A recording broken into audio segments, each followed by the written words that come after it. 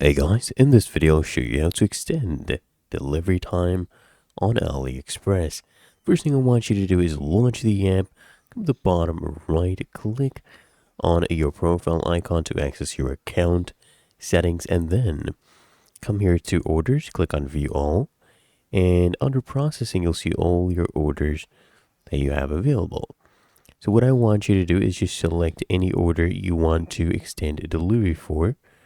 Right, let's say this one right here, this USB metal pen drive.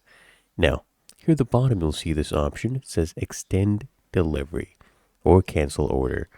Click on extend delivery, and then you can choose to extend the delivery time of your order. Maximum is 113 days. Let's do 100 days. Okay, and then just save this. There you go. Extend delivery successfully.